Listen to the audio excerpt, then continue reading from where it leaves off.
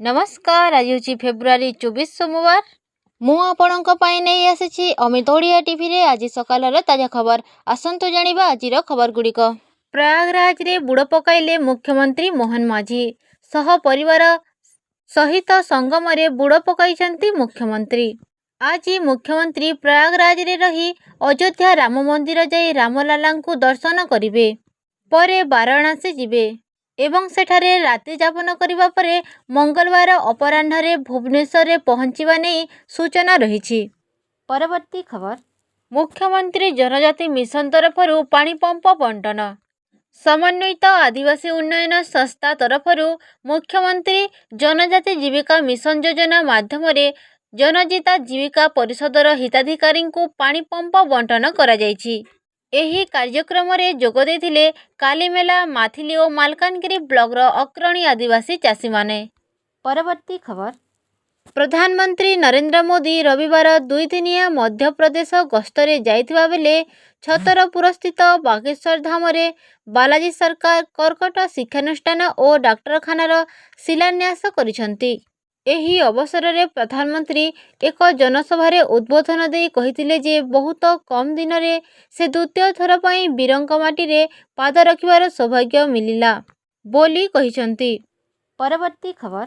श्रीमंदिर भोगरे लागिब चैतु मुग। झारसुगुड़ा जिला 19 खंड मौजार चैतु मुग श्रीमंदिर अमृत अन्न रे व्यवहार हेबो। सेथिपाई देशी बिहन संरक्षक चाषी सुदाम साहू को गुरुदायित्व दिया जायछि। हीराकुद जलभंडार निकटवर्ती अंचल रे बहुल परिमाण रे एही मुग उत्पादित होइथाए। एही मुग स्वादिष्ट एवं सुगंध युक्त अटे। परवर्ती खबर। गंजाम जिले में चलित वर्षर खरीफ धान क्रय प्रक्रिया किपरि चलिछि से नै समीक्षा करिसेंती राज्य खाद्य जोगाण और खाउटी कल्याण मंत्री कृष्णचंद्र पात्र। जोगाण मंत्री कहिसेंती जे गंजाम जिले में मुख्यतः टमाटो परे कंचा लंकार अभावी बिक्री लगी चाषी हंतसंत हेउछंती। सेथिपाई गंजाम रे 3टी शीतल भंडार हेबो बोली जोगाण मंत्री कहिसेंती। ब्रह्मपुर छत्रपुर और भंजनगर सब डिविजन रे गोटे लेखाए शीतल भंडार प्रतिष्ठा करा जिवो। परवर्ती खबर। गुणवत्ता परीक्षा रे फेल मारिला 84टी मेडिसिन। आमे दैनंदिन जीवन रे व्यवहार करुथबा antibiotics gas medicine thyroid cholesterol भली औषध मध्य एही तालिका रे शामिल रहिछि जहाकु नै एबे हाई अलर्ट जारी करिसेंती केंद्र सरकार। डाक्टरंक बिना परामर्श रे एही सब औषध खाइबा को संपूर्ण बारण करा जायछि। खबर अनुसार सीडीएससीओ पक्षरु एही औषध गुड़िकर गुणवत्ता परीक्षा करा जायथिला। परवर्ती खबर। अजणा गाड़ी धक्का कलरापतिया बाघर मृत्यु होइछि।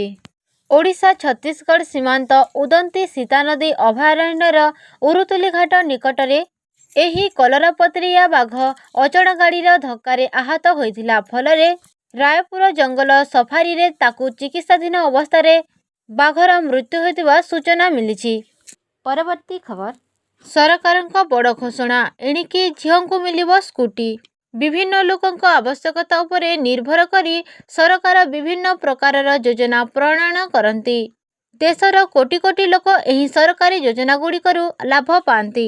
सूचना अनुसार उत्तर प्रदेश सरकार चलित वर्षर बजेट अधिवेशन रे निज राज्यर झियो मानक पई एक नूतन योजना आरंभ करिसंती। एही योजना अधीन रे राज्यर झियो मानकू मागणा स्कूटी दियाजिवो। एथिपाई उत्तर प्रदेशर योगी सरकारंक द्वारा रानी लक्ष्मीबाई स्कूटी योजना घोषणा करा जायछि। परवर्ती खबर।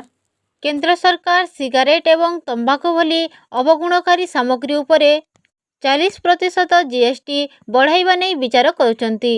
एबे एही सामग्री गुडिक उपरे 28% जीएसटी लागुछि।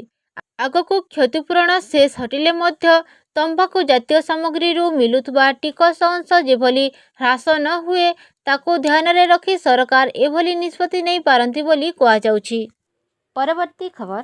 राज्य रे स्वयं सहायक गोष्ठी माने जेपरे जीविका अर्जन रे अधिक सहायता पाइबे एवं अधिक पुंजी विनियोग करी निज उद्योग को आगकू बढ़ाइबे सेथिपाई सेमानंक सुध छाड़ पाई मध्य व्यवस्था करा जायछि। स्वयं सहायक गोष्ठी मानकर 10 लाख टंका पर्यंत बैंक ऋण उपरे राज्य सरकार सुध फेरस्त व्यवस्था करिसंती। परवर्ती खबर। 119ତମ ମନ୍ କି ବାତ୍ରେ ଦେଶବାସୀଙ୍କୁ ସମ୍ବୋଧନ କରିଛନ୍ତି ପ୍ରଧାନମନ୍ତ୍ରୀ ନରେନ୍ଦ୍ର ମୋଦି ଏବଂ ଭାରତକୁ ବିଜ୍ଞାନ ଓ ମହାକାଶ ଛଡ଼ା ଏଆଇରେ ମଧ୍ୟ ସଫଳତା ମିଳିଛି ବୋଲି ମୋଦି କହିଛନ୍ତି। ଦେଶବାସୀଙ୍କୁ ନିଜ ସମ୍ବୋଧନରେ ମୋଦି କହିଛନ୍ତି ଯେ ପ୍ୟାରିସରେ ଏଆଇକୁ ନେଇ ଭାରତକୁ ଅନେକ ପ୍ରଶଂସା ମିଳୁଛି। ଚଳିତ ବର୍ଷ ମହିଳା ଦିବସରେ ନାରୀ ଶକ୍ତିକୁ ଅଧିକ ଗୁରୁତ୍ୱ ଦିଆଯିବ ବୋଲି ମୋଦି କହିଛନ୍ତି। ପରବର୍ତ୍ତୀ ଖବର, ସେୟାର ବିକ୍ରି କରିଦେଉଛନ୍ତି ବିଦେଶୀ ନିବେଶକ। ଗତ 21 ଦିନରେ ସେନ୍ସେକ୍ସରେ 2000 ପଏଣ୍ଟ ହ୍ରାସ ଘଟିଛି। ବିଦେଶୀ ପୋର୍ଟଫୋଲିଓ ନିବେଶକମାନେ ସେୟାର ଭାରତୀୟ ବଜାରରୁ ନିରନ୍ତର ସେମାନଙ୍କର ନିବେଶ ପ୍ରତ୍ୟାହାର କରୁଛନ୍ତି। ଫଳରେ ସେନ୍ସେକ୍ସ ନିଫ୍ଟି ହ୍ରାସ ପାଇଛି। କେବଳ ଏତିକି ନୁହେଁ, 21 ଦିନରେ ବିଦେଶୀ ନିବେଶକମାନେ ଭାରତୀୟ ସେୟାର ବଜାରରୁ 23,000 କୋଟି ଟଙ୍କାର ସେୟାର ବିକ୍ରି କରିଛନ୍ତି। ଏହି ବିକ୍ରି ଭାରତୀୟ ଷ୍ଟକ୍ ବଜାର ଉପରେ ସିଧାସଳଖ ପ୍ରଭାବ ପକାଉଛି। ଆପଣମାନେ ଏହି ଭିଡ଼ିଓଟିକୁ ସମ୍ପୂର୍ଣ୍ଣ ଭାବେ ଦେଖିଥିବାରୁ ଆପଣଙ୍କୁ ମୋର ବହୁତ ବହୁତ ଧନ୍ୟବାଦ।